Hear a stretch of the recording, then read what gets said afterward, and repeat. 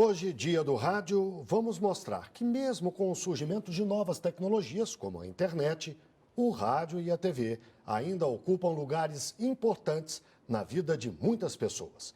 Os dois veículos compõem o chamado Sistema de Radiodifusão Brasileiro. E esse é um serviço público que depende de autorização do governo para ser explorado pelas empresas. É o que você vai ver na segunda reportagem da série Comunicação.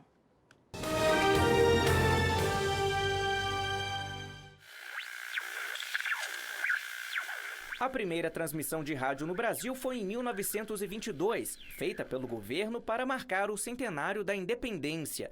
As emissoras surgiram em rádios clubes, que faziam transmissões de forma experimental.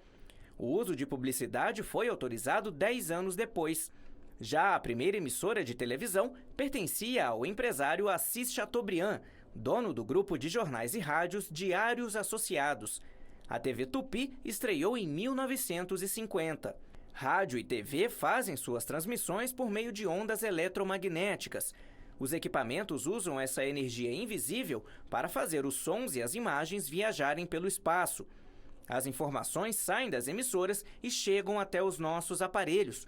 Mas há um limite de frequências e o espaço é disputado.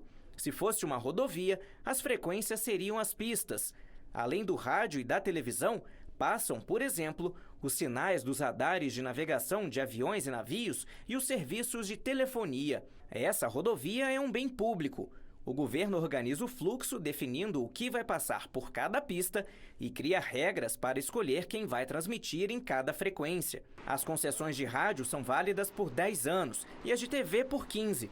As autorizações para a exploração do serviço precisam ser aprovadas pelo Congresso Nacional. No Brasil, a televisão se desenvolveu com um modelo de negócio em que as próprias empresas cuidam da infraestrutura para a transmissão e também da produção do conteúdo.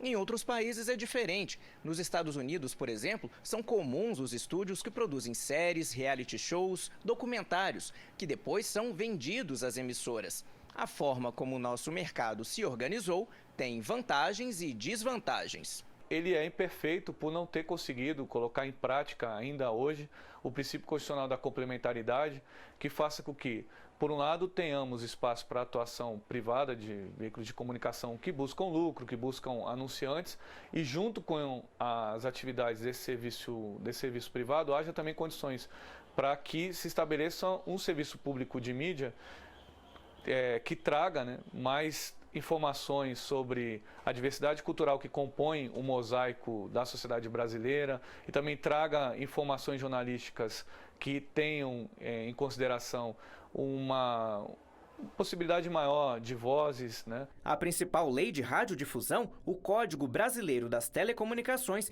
é de 1962, antes mesmo da televisão colorida chegar ao país. A Constituição de 88 também traz alguns princípios para o setor, que ainda não foram regulamentados por leis específicas. Não é que não existe o marco regulatório das comunicações no Brasil, mas ele está defasado, tanto em relação ao aspecto tecnológico, quanto em relação aos princípios da Constituição.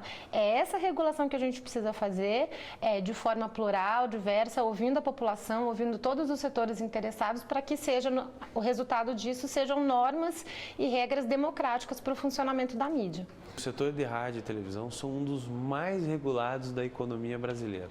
A questão da audiodescrição, a questão do conteúdo, da legenda oculta, a questão da classificação indicativa, são uma série enorme de legislações e de normas que nos regulam. Alguns países tinham mercados parecidos com o brasileiro, dominados por poucas empresas privadas. Recentemente alteraram as regras do setor. É o que aconteceu na Argentina com a Lei de Meios. Entre as mudanças, a proibição da propriedade cruzada, quando uma mesma empresa detém veículos impressos e eletrônicos. Estados Unidos e França têm regras semelhantes, que são criticadas pelas emissoras brasileiras. Nós entendemos como muito válido uma discussão de uma lei para atualizar as normas legais do setor. O problema nesses países, e eles foram feita uma lei com um viés autoritário e retrógrado. Criar regras para o funcionamento do sistema de comunicação não é fazer censura. É claro que há algumas regras que violam a liberdade de expressão e essas a gente precisa combater.